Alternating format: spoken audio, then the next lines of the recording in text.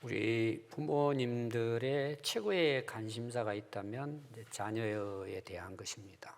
어느 부모든지 우리 자녀들이 잘 됐으면 좋겠다.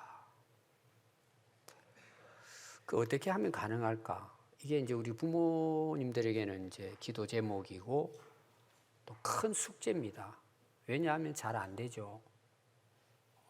근데 아주 귀한, 중요한 방법이 있습니다. 아이들이 가정에서 행복하게 자라면 됩니다. 그럼 그게 어떻게 가능할까? 아이들은 부모와 함께 있는 것을 가장 행복하게 생각합니다. 물론 좋은 집도 필요하고, 장난감도 필요하고, 먹을 것도 필요하고, 이쁜 옷도 필요하죠. 근데 정말 그 자녀들이 행복하게 사는 것은 부모와 함께 사는 것입니다. 한번 여러분 생각해 보십시오.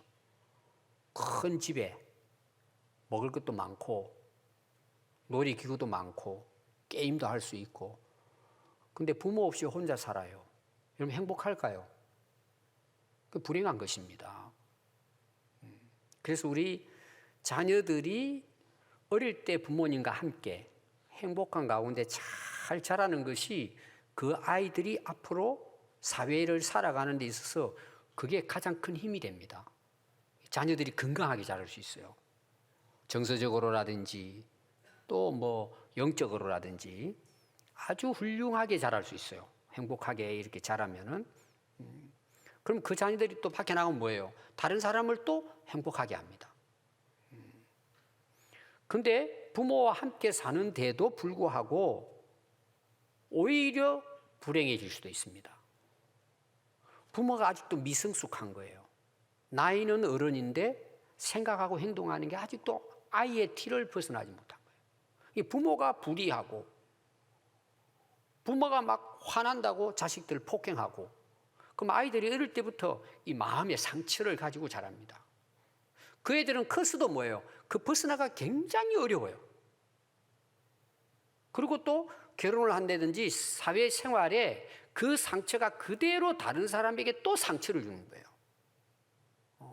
참 이 부모 역할을 잘한다는 게 쉽지는 않지만 자녀에게는 결정적입니다.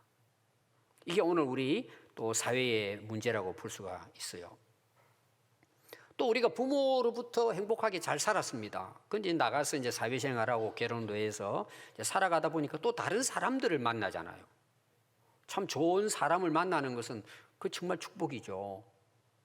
근데 살아가다 보면 어때요? 내가 원하지 않는 아주 정말 못된 사람을 만날 수도 있어요. 그래서 내가 뭐예요? 상처를 받는 거예요, 또. 어릴 때는 그렇게 정말 아름답게 자랐음에도 불구하고 어른이 돼서 만나는 사람 때문에 이용도 당하고, 그래서 막 인생을 굉장히 힘들고 어렵게 살아가는 사람들이 또 있습니다. 그러면 우리 오늘 그 예배드리러 오신 여러분들은 어떨까요? 거의 대부분 아픔에 있어요, 상처가. 아마 아무 문제 없이 살아가는 사람은 제가 볼 때는 막 찾아보기 쉽지 않을 거예요. 다 나름대로 뭐예요? 살아오면서 내가 원치 않았던 상처가 있어요. 어려움이 있습니다. 그래서 그것 때문에 지금 우리가 어떻게 보면 괴로워한다고 볼 수 있어요. 인생을 살아가면서. 그럼 우리가 이렇게 살다 갈 것이냐? 다 그런 상황 속에 있다 할지라도 결정적인 인생을 결정짓는 게 있어요. 하나님을 만났느냐, 만나지 않았느냐는 거예요. 하나님과 함께 살고 있느냐, 않느냐. 이게 내 인생을 결정할 수 있어요. 아무리 어릴 때 상처도 있고 또 사람 때문에 정말 시달리고 고생한 사람들도 하나님을 만나서 하나님과 함께 살아가면 극복할 수 있습니다. 왜? 하나님이 능력이시기 때문에, 하나님이 변화시키는 역사가 있기 때문에. 그래서 우리가 사람을 두 부류로 딱 구분하면은요, 하나님을 믿고 하나님과 함께 살아가는 인생이 있어요. 내가 어떻게 자라왔든지 간에 지금은 내가 하나님과 함께 살아가는 사람, 참 복된 사람이죠. 또 한 부류는 뭐예요? 하나님을 떠나서 내 마음대로 사는 사람이에요. 딱 두 부류로 나눌 수 있습니다. 그래서 우리가 하나님과 함께 살면 실제로 여러분들이 그걸 경험해 보면 내가 과거에 어떻게 살아왔던지 새로운 인생을 살 수 있습니다. 그동안에 내가 경험하지 못한 평안, 행복을 누릴 수 있습니다.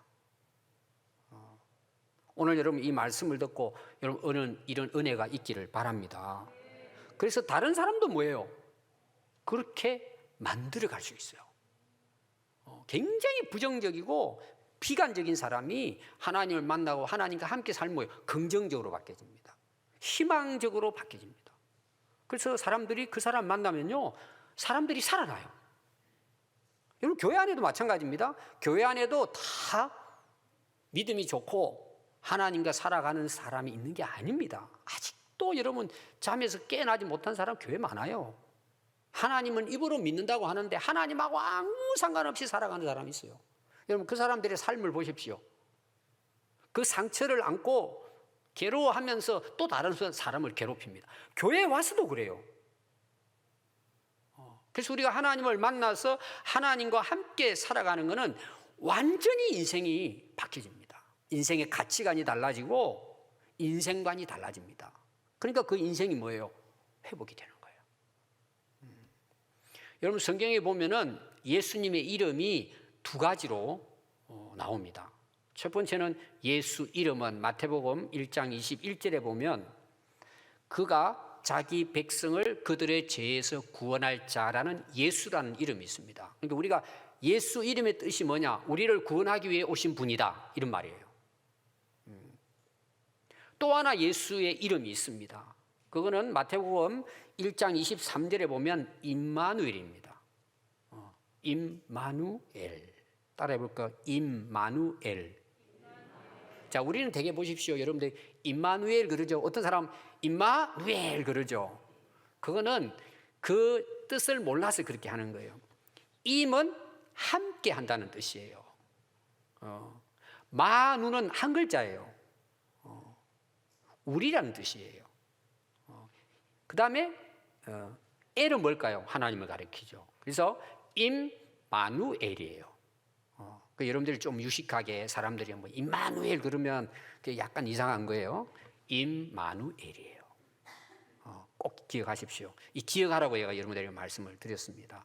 그 뜻이 뭐라고요? 하나님이 우리와 지금도 함께 한다는 뜻이에요. 하나님은. 그럼 여러분 하나님이 함께 한다는 것도 두 부분으로 나눌 수 있습니다. 첫 번째는 뭐냐 하면 자, 예수님이 하나님의 아들로 이 땅에 오셨어요. 육신을 입고 오셨어요. 그럼 오셨다는 말은 뭐예요? 우리와 함께 계신다는 뜻이에요.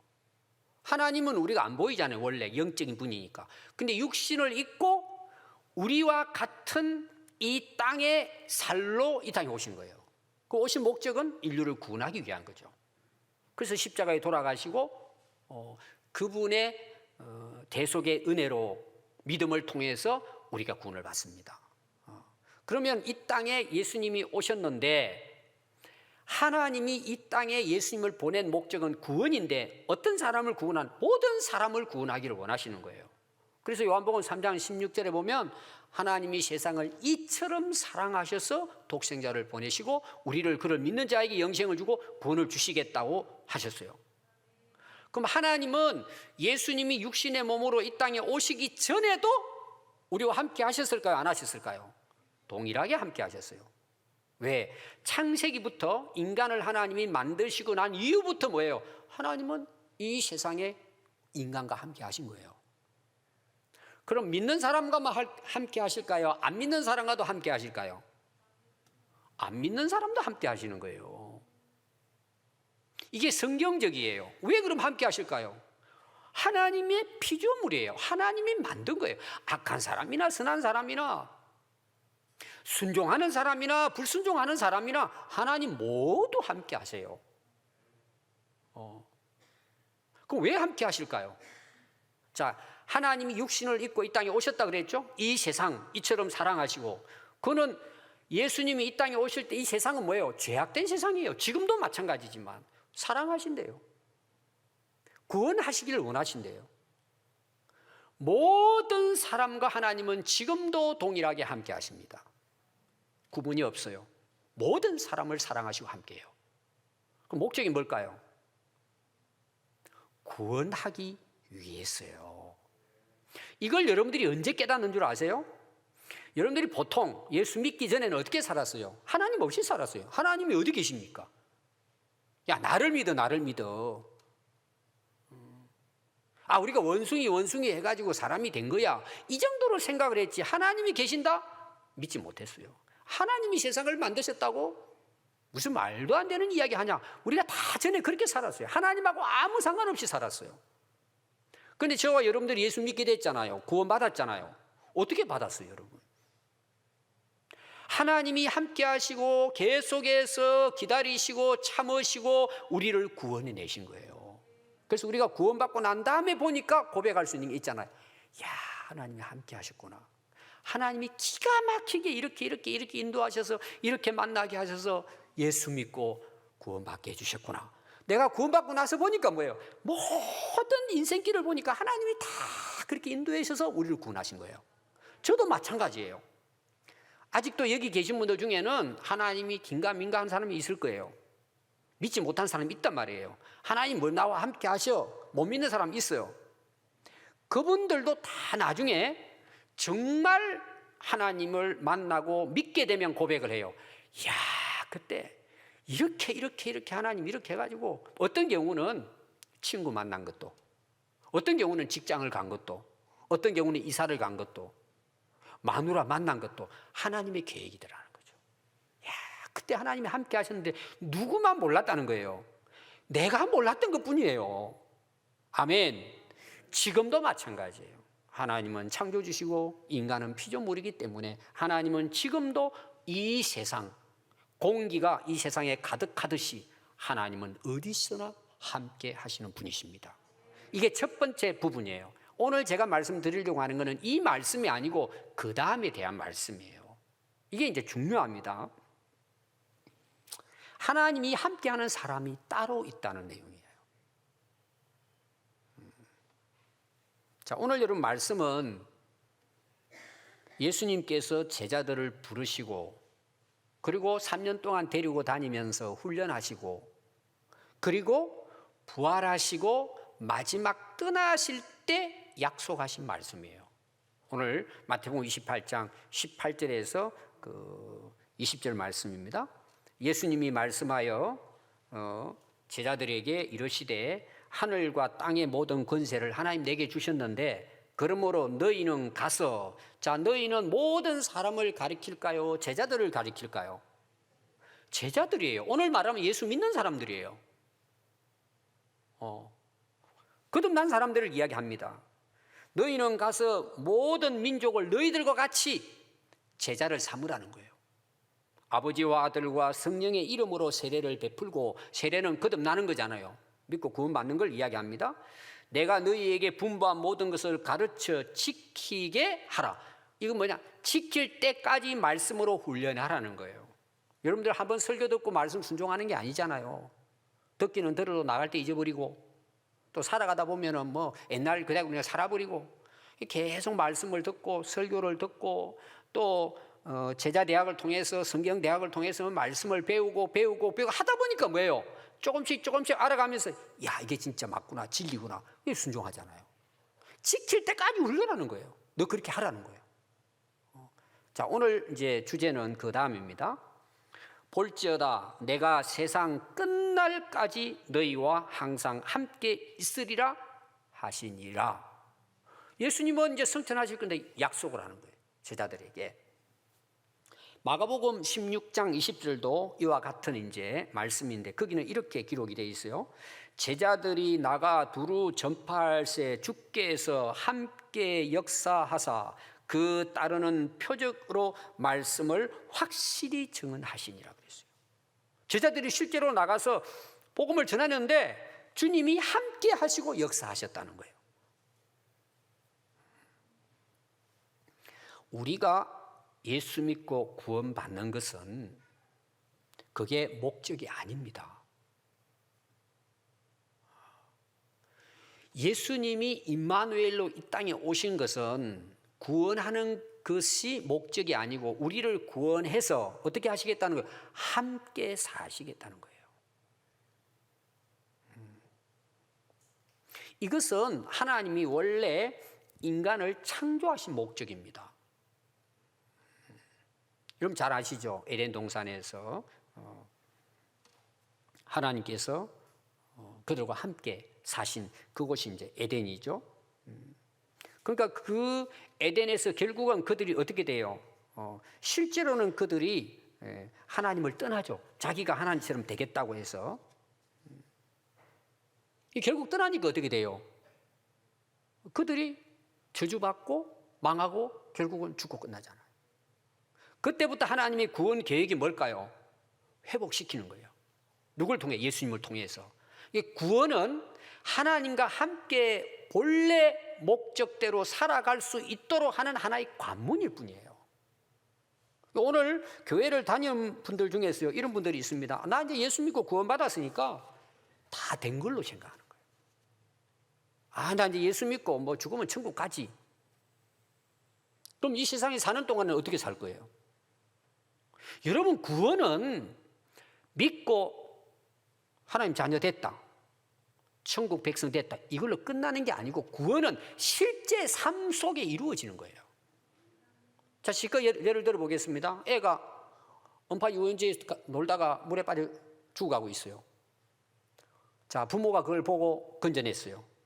자, 건져낸 게 목적이에요? 그 아이가 건강해서 원래 건강으로 회복할 수 있도록 병원에 데려가 가지고 예를 들어서 뭐 폐에 물이 들어 있다든지 뭐가 문제가 있으면 그걸 치료를 다 해가지고 원래 그 아이가 건강하게 자라게 살아갈 수 있도록 하는 거예요. 그렇게 해야죠, 당연히. 물에서 건져냈다고 이러면 그 애가 살아나는 게 아니잖아요. 우리가 예수 믿고 하나님 자녀로 태어나는 거 중요하죠. 그거는 관문이에요.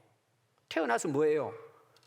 하나님 아버지와 함께 살아가는 것이 구원의 목적이라니까요.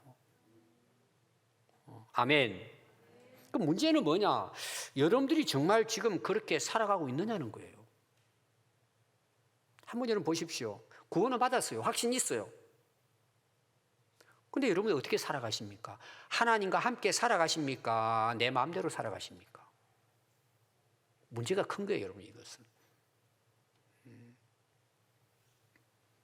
사도행전 1장 4절에 보면 예수님이 승천하기 직전에 하신 말씀이 1장의 그 앞부분에 나옵니다. 그러니까 마태복음 말씀, 또 요한복음 말씀, 누가복음, 마가복음 이어가지고 사도행전이 시작되잖아요. 거기에는 실제로 예수님이 승천하는 것을 제자들이 보는 것을 누가가 기록을 했어요. 근데 제자들이 예수님께, 예수님, 지금이 하나님 나라 완성할 때입니까? 물어보잖아요. 그때 예수님이 하신 말씀이 예루살렘을 너희들을 떠나지 말고 내가 들은 바 아버지의 약속을 기다리라. 그리고 우리가 잘 아는 1장 8절에 오직 성령이 너희에게 임하시면 너희가 권능을 받고 예루살렘, 온 유대와 사마리아 땅 끝까지 이르러 내 증인이 돼야 한다. 그리고 예수님 승천하십니다. 그게 중요한 게 두 가지가 나와요. 너희들 이 예루살렘 떠나지 말고 약속하신 것을 기다리라는 내용이에요. 그게 이제 2장에 가면은 오순절날 성령이 그들에게 임하는 것을 이야기하신 거예요. 성령이 임했다는 것은 뭐예요? 예수님은 떠나지만 하나님의 영으로 그들과 영원히 함께 하신다는 약속을 하신 거예요. 그게 2장에 가서 이루어집니다. 그들이 기도하는 가운데. 그럼 그들이 성령의 충만을 받았어요. 그럼 그들이 해야 될 일이 뭐예요? 땅 끝까지 복음 증거하는 거예요. 제자들의 부르심도 그랬고 마지막 예수님의 명령도 그랬고 성령이 임하면 너희들이 권능을 받고 그때 비로소 너희들이 땅 끝까지 내 증인이 될 거야. 그리고 그때부터 사도 행전의 역사가 시작이 됩니다. 사도행전 2장 1절부터 이제 오순절날 성령이 임하는 내용이 나오는데 4절에 보면 그들이 그랬어요. 제자들과 함께 있는 이제 성도들입니다. 다 성령 충만함을 받아요. 성령이 내 안에 임했단 말이에요. 하나님 우리 안에 거하셨단 말이에요. 그때부터 그들이 성령이 말하게 하심을 따라 다른 언어로 말하기 시작한 거예요. 방언을 말했다 그 말이에요. 방언을.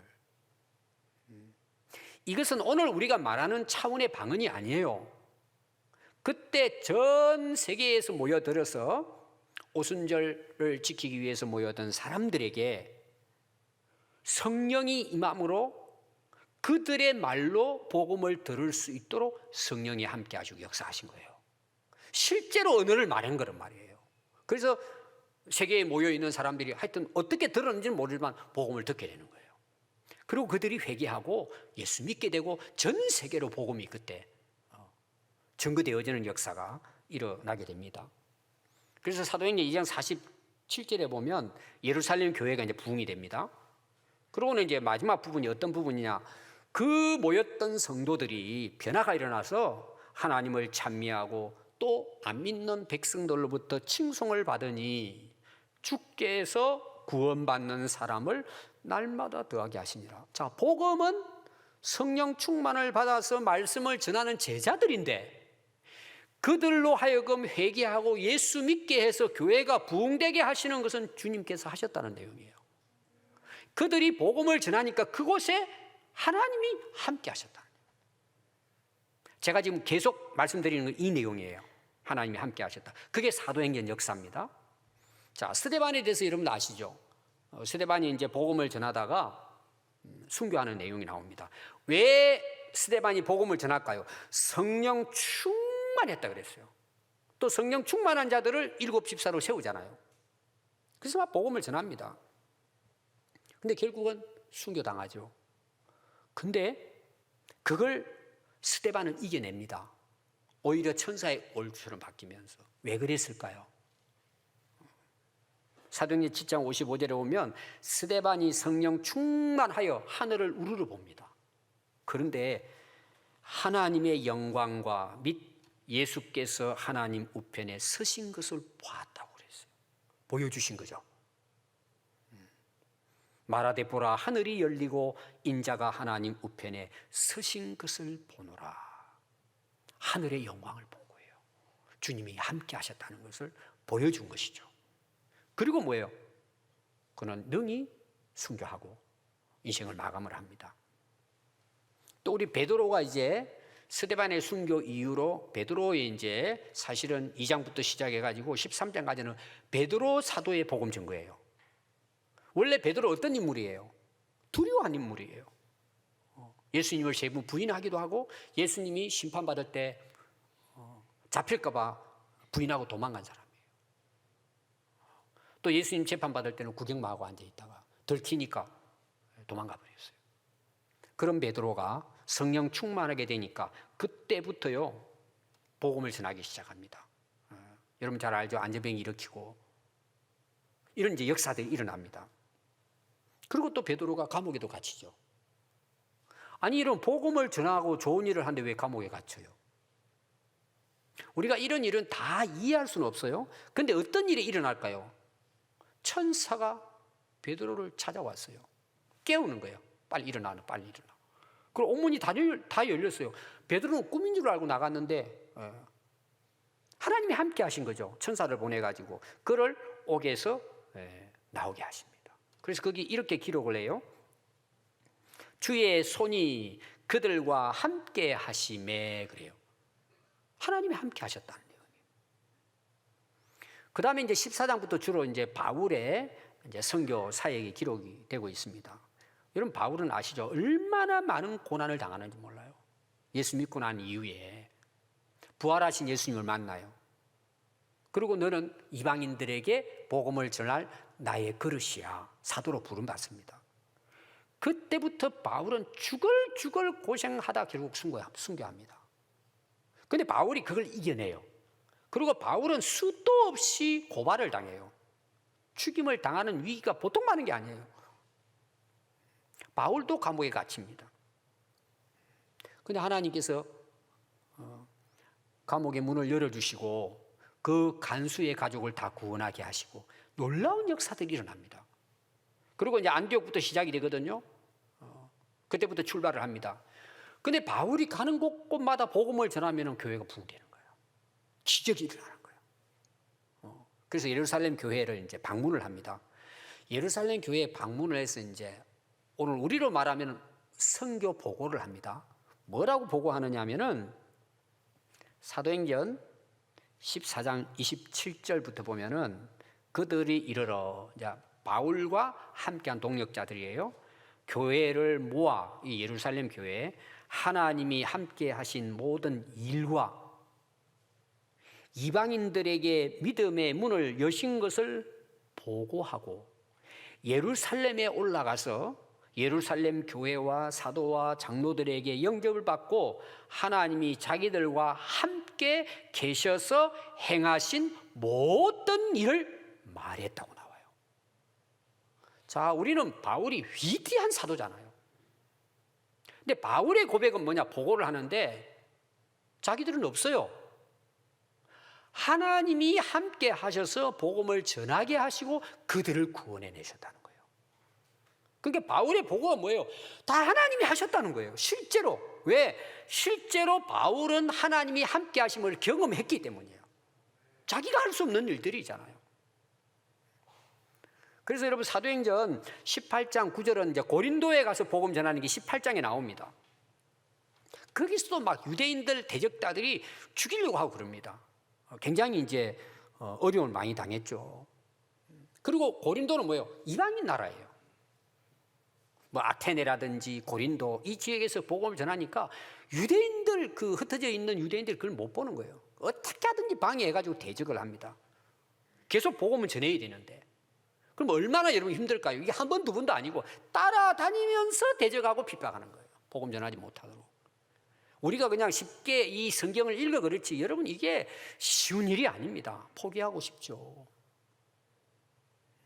그때 바울이 이런 역사를 경험합니다. 밤에 주께서 환상 가운데 바울에게 나타나 말씀하셨습니다. 너 두려워하지 말아라. 침묵하지 말고 복음 전해라. 내가 너와 함께 있음에 어떤 사람도 너를 대적하여 해롭게 할 자가 없을 것이니 이는 이 성중에 내 백성이 많음이라. 하나님께서 힘들고 어려울 때마다 내가 너와 함께한다. 바울은 그걸 확신했기 때문에 담대한 거죠. 여러분 성경을 보면은 임마누엘 하나님이 함께하는 사람은 다르다는 거예요. 보니까 아무나 함께하는 게 아니란 말이에요. 제가 첫 번째 함께하는 거 부르는 이야기했습니다. 모든 사람에 대한 것. 성경의 역사를 보면은 함께하는 사람들이 다르더라는 거예요. 그럼 어떤 사람들일까요? 거의 대부분 하나님께서 예수님께서 명령하신 주신 사명을 위해 살아가는 사람과 함께 하시고 역사하셨다는 거예요. 여러분 이런 하나님이 함께 하시면 지금도 똑같습니다. 하나님의 복음의 사명을 믿음으로 순종하는 사람과 함께 하셔서 하나님이 하나님의 구원의 역사, 하나님의 나라를 이루어 가십니다. 그런데 이 길이 세상에서는 고난의 길이에요. 힘든 길이에요. 아무나 갈 수 없는 길이에요. 그럼에도 불구하고 이 길을 가는 사람은 늘 하나님이 함께 하셔서 하나님이 그를 통해 이루고자 하는 역사를 하나님이 이루어 가십니다. 그럼 우리가 이 세상에 내 인생의 가치가 어디 있습니까? 내 인생의 보람이 어디 있고 정말 내 인생의 영광이 어디 있습니까? 그건 여러분들이요 고난의 길이고 십자가의 길일지라도 사명을 위해 살아가면은 하나님이 오늘도 나와 함께 하심을 경험하게 돼요. 아 정말 하나님 나와 함께 하시는구나. 여러분 이게 우리 영광이에요. 하나님이 함께 할 수 있는 인생을 살아가는 것, 그거 우리 인생의 가치예요. 내가 살아가는 삶의 보람입니다. 지금도 하나님은 그들과 함께 하십니다. 그럼 여러분 하나님의 뜻을 모르고 자기 마음대로 살아가는 사람은 어떻게 할까요? 하나님 함께 하신다 그랬죠? 근데 그 함께 하는 건 다른 거예요. 회개하고 돌아오도록 함께 하시는 거예요. 그들을 통해서는 하나님은 어떤 역사도 이루지 않아요. 하나님의 계획과 뜻을 이루지 않는단 말입니다. 아니 여러분, 하나님 모르고 부인하고 거부하고 하나님과 무관하게 인생을 살아가는데 그들을 통해서 하나님은 어떤 일을 이루시겠어요? 그럼 불가능한 일이에요. 아니 모든 일을 자기 영광, 자기 명예, 자기 성공을 위해서 세상에서 살아가는데 여러분 어떻게 그런 사람을 통해서 하나님의 선한 역사를 이룰 수 있겠어요? 그건 불가능한 거예요. 할 수가 없는 일이에요. 관심도 없고. 여러분들 이제 주기도문을 보면은 예수님이 가르치신 기도가 나옵니다. 제가 늘 주기도문이 중요하다고 이야기했고 우리의 진짜 기도는 주기도문이다 제가 이야기했죠. 여러분 뭘 기도해야 될지 모른다 그래서 제가 항상 주기도문을 하라 그랬죠. 근데 사실은 주기도문은 아무나 할 수 있는 기도가 아닙니다. 우리가 이제 예배 시간에 그냥 뭐 외우기는 하지만 여러분 오늘도 주기도문 했잖아요. 여러분 뭔 생각을 가지고 가셨어요?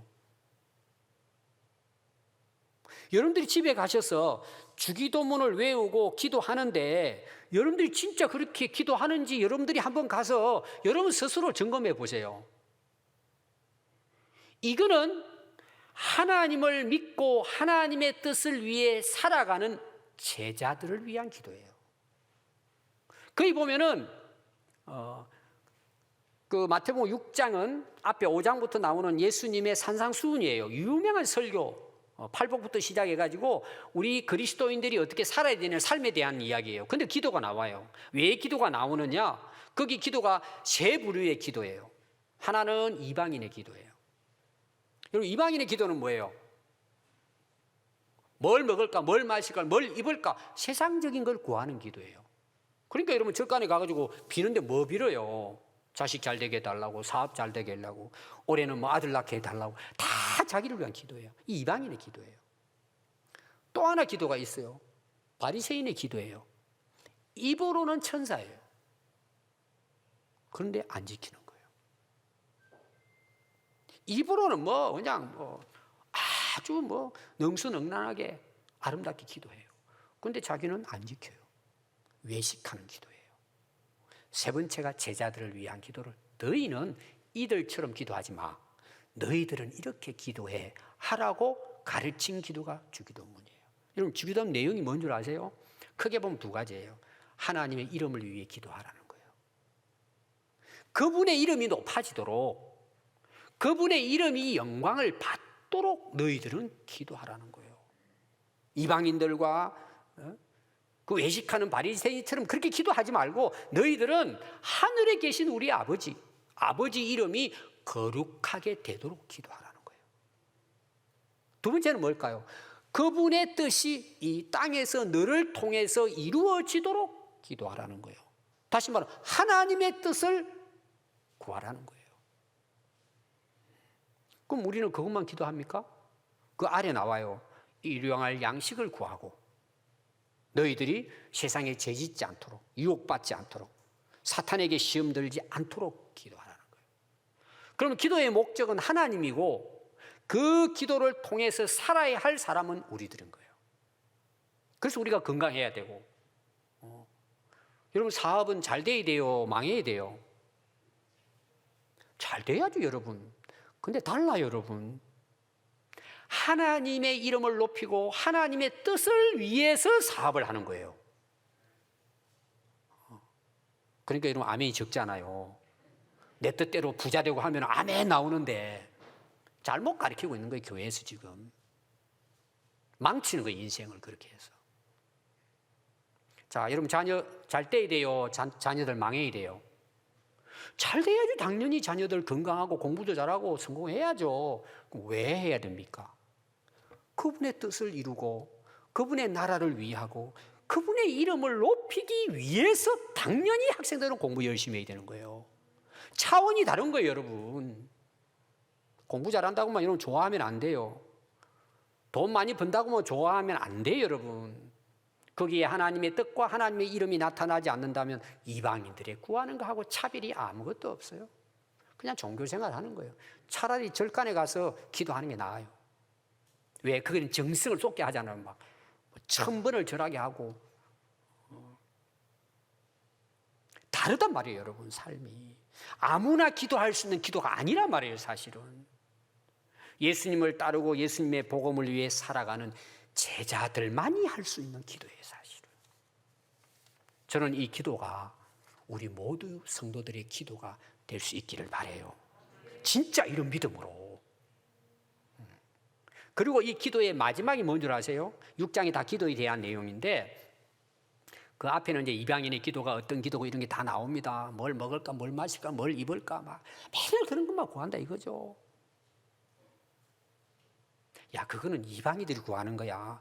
거기 하나님이 두 번이나 이야기합니다. 계속 나오는 것이, 야, 내가 너희 하나님이야. 너희들 필요한 거 내가 다 알고 있어. 너 그런 거는 너희들 안 구해도 돼. 어떤 면에서는 이 모든 것이 아버지가 다 있어야 할 것 다 알아. 때가 되면 다 줄 거야. 실제로 예수님이 그렇게 말씀하고 계세요. 그리고 너희들은 내가 가르친 기도해. 그리고 그 기도의 결론이 뭔 줄 아세요? 6장 33절이에요. 먼저 그의 나라와 그 의를 구하라는 거예요. 그러니까 우리 기도의 우선이 뭐예요? 그분의 뜻과 그분의 이분을 높이는 거예요.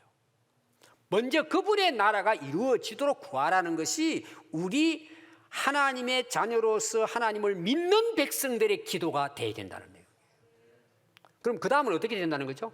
이 모든 것 앞에 나오는 이방인들이 구하고 실제 우리 필요한 게 많잖아요. 여러분 지금도 여러분 필요한 거 많을 거예요.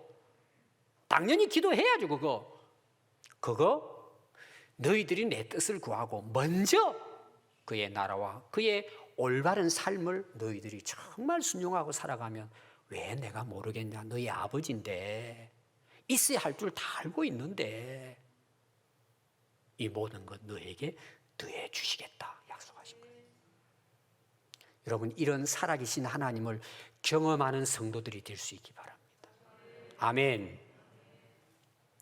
여러분 창세기 2장 7절 아까 제가 잠시 이야기했습니다.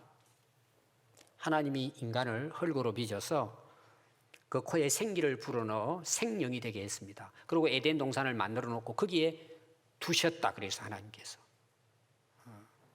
거기에는 그 땅에는 아름답고 먹기에 좋은 나무가 풍성하게 있다고 했습니다. 평생을 먹어도 모자라지 않을 만큼. 그럼 거기 중요한 게 뭐예요? 에덴 동산에 두셨다는 거예요. 에덴 동산 이거는 기쁨, 낙원 이런 뜻이에요. 너무 기쁘고 즐겁고 풍성한 곳이에요. 에덴 동산이. 그럼 여러분 진짜 먹을 것이 풍성해서 기쁘고 즐거울까요? 아까 제가 예를 들었죠. 아이들은요 엄마 없으면 죽는 줄 알아요. 야, 나 아파트 100평에 사는데 차도 뭐 좋은 차 타고 다니는데 우리 집에 돈도 많은데 냉장고에 먹을 것도 많은데 게임도 할 수 있는데 다 필요 없어요. 여러분 엄마 떠나면요 죽는 줄 알고 울어요. 여러분 애들 다 키워봤잖아요. 그래서 어린아이처럼 돼 있는 우리 신앙이 하나님 없으면 나 죽어. 아파트도 필요 없어. 차도 필요 없어. 명예, 성공 다 필요 없어. 우리는 하나님 없으면 나 죽어. 그게 진짜 신앙이에요. 여러분 나는 하나님 함께 하지 않으면 나 못 살아. 이 돈 뭐 돈이 명예가 뭐가 필요하냐. 여러분 그게 진짜 영적인 사람이에요. 하나님 없으면 우리 아무 소용없어요. 여러분 성공 한때입니다. 건강 한때입니다. 명예 한때입니다. 여러분 다 한때입니다. 하나님 없으면 인생은 끝납니다. 여러분 살아보세요 한번. 여러분 하나님 말씀은 진리입니다. 그대로 이루어집니다. 그럼 그걸 믿고 살아가는 사람이 지혜로운 사람일까요? 무시하고 사는 사람이 지혜로운 사람일까요? 여러분 그건 나중에 가보세요. 지금 인정 안 해도 다 인정하게 되어 있습니다. 하나님이 인간을 만드신 것은 에덴 동산이 먹을 것이 많아서가 아니라 하나님이 그곳에 함께 하시기 때문이에요. 그게 에덴 동산이에요. 여러분 가정에 하나님이 함께 해보세요. 우리 집이 몇 평이냐 별 의미 없어요. 너무 행복해 그 가정은. 늘 감사가 넘쳐 찬송이 넘치고 즐거워요. 옛날에는 여러분 하루 3끼 먹는 게 부자예요. 여러분 한 끼 먹는 게 어려웠습니다 그때. 근데 예수 믿는 사람이 가보면은요 한 끼 먹어도 할렐루야예요. 기쁘고 즐거운 거예요. 왜 그럴까요? 그곳이 임마누엘 가정이에요. 하나님이 함께 하시면요, 상황 물론 힘들고 어렵죠. 그런데 내 마음이 기뻐요. 평안해요. 아멘. 왜 그럴까요? 하나님을 경험하게 되는 거예요. 그리고 우리가 바울이 보고한 것처럼 여러분 사람들 만나면 간증거리가 있어요. 야, 내가 참 이랬는데 지금은 이렇지만 하나님이 이렇게 나와 함께 하셔서 내가 오늘 여기 있다고. 이런 것도 하나님이 또 이렇게 해주셨다. 모든 게 간증거리예요. 하나님이 함께 하시니까 모든 게 감사거리고. 그러니까 여러분 살아가는 게 어떨까요? 신나죠? 에덴 동산이에요. 하나님이 함께 하시면. 여러분 교회도 마찬가지입니다. 사람 많다고 행복한 게 아닙니다. 하나님이 함께하는 교회가 에덴 동산이에요. 기쁨의 낙원이에요, 여러분. 그냥 교회 오면 기뻐요.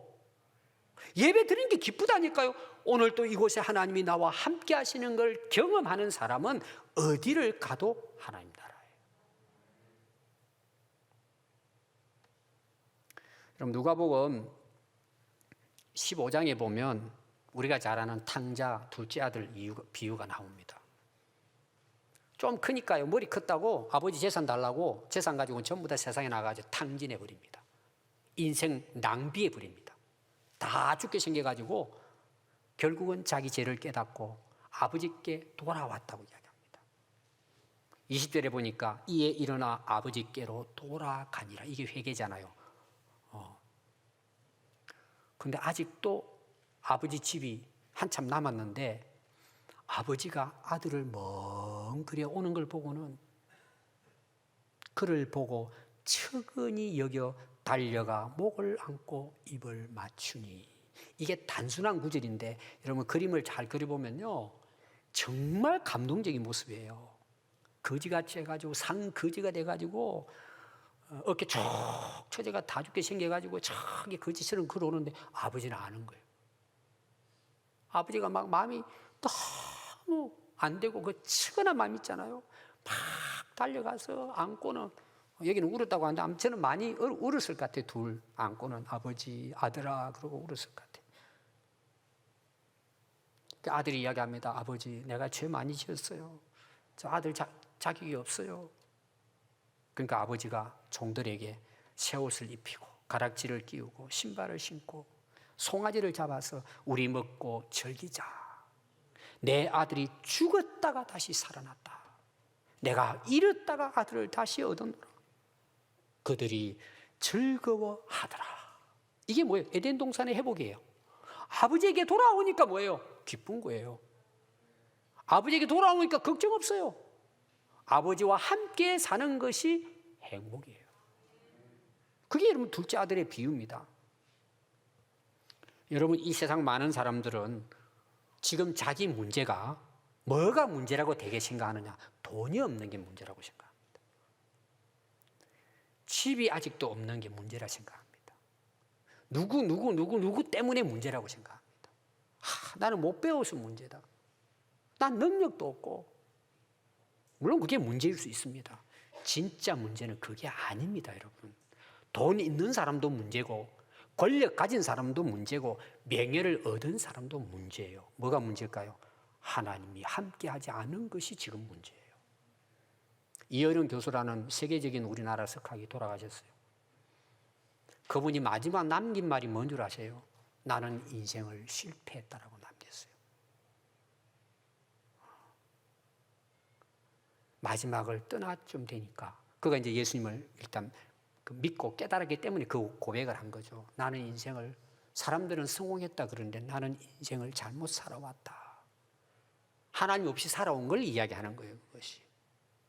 그렇게 위대한 사람도 하나님 만나게 되니까 잘못 살아왔다 고백한단 말이에요. 여러분, 이 땅에 우리의 문제는 다른 데 있는 것이 아니고 하나님을 못 만난 것이 지금 우리 인생의 문제입니다. 하나님과 함께 살지 않고 하나님 등 돌리고 내 마음대로 사는 게 지금 문제입니다. 여러분 그 인생 어떻게 될까요? 반드시 파선합니다. 포류합니다. 결국은 침몰합니다. 여러분 돌아와야 합니다. 아버지 집으로 돌아와야 합니다. 아버지와 함께 살아야 합니다. 여러분 누가 천국 가는 줄 아세요? 이 땅에서 아버지와 함께 살아간 사람이 영원한 하나님 나라 가서도 영원히 삽니다. 여러분 요한계시록 21장 1절부터 보면 새 하늘과 새 땅이 나와요. 이 세상 처음 하늘 처음 땅은 다 없어졌어요. 하늘에 큰 음성이 들리는데 보라 하나님의 장막이 사람들과 함께 있음에 하나님이 그들과 함께 계시리니 그들은 하나님의 백성이 되고 하나님은 친히 그들과 함께 계셔 모든 눈물을 그 눈에서 닦아주시니 다시는 사망이 없고 애통하는 것이나 곡하는 것이나 아픈 것이 다시 있지 아니하리니 처음 것들이 다 지나갔습니다. 여러분 이 세상 다 지나갑니다. 우리 자신도 지나갑니다. 그럼 여러분 우리의 희망과 소망이 뭐예요? 하나님 나라예요. 어떤 사람이 하나님 나라에 들어갈 수 있을까요? 이 땅에서 하나님과 함께 살았던 하나님의 자녀들, 하나님의 백성들이 그 영원한 하나님 나라에서 하나님과 영원히 사는 것입니다. 나 예수 믿고 구원받았으니까 끝났어? 천만에 여러분 위험한 믿음이에요. 신앙은 그런 게 아니고 내가 예수 믿고 자녀로 거듭났으면 하나님과 함께 사는 거예요. 그래서 이 땅도 뭐예요? 하나님의 나라, 우리가 천국을 경험하는 거예요. 여러분 인생을 어떻게 사시겠습니까? 오늘도 하나님은 이곳에 우리와 함께 하시고 우리와 함께 살기를 원하십니다. 오늘 그 하나님을 여러분들 모두 만나서 우리 남은 인생을 하나님과 함께 그분의 이름을 높이고 그분의 뜻을 이루는 승리하는 인생을 살아갈 수 있기 바랍니다. 기도하겠습니다.